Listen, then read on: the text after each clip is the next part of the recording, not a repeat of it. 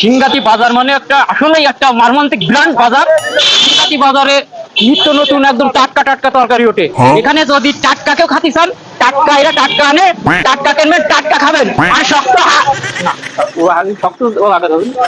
আমি আজকে পটলের দাম শুনবো, পটল কত করে বেচে। দোকানদার ভাইয়া, আপনার পটল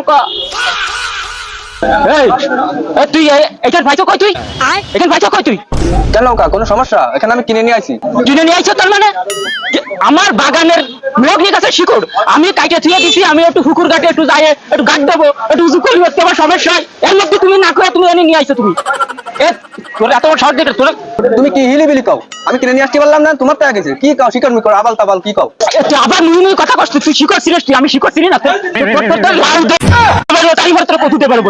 তুই তুই শিকড় ছিলিস? তুই কি কও? তুমি হিলিবিলি কও কি শিকর মিকর কও? তোমার কাজ না থাকলে তুমি নিয়ে যাও। কি? আমি আমার কাজে যাবো? আরে কাকা কি হইছে? মারামারি কেন বাজারের ভিতরে এসে কি হইছে? বাজান, বাজান একটা সত্যি কথা কবা। এই যে মেহমনি গাছের শিকড় খান আমি কাটিয়ে তুইছি বাগানে।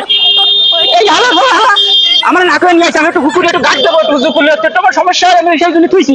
ও না করে খাইছে খান নিয়ে চলে আসছে। ওরা এত আগে আগে আরে বজো আগে শোনো।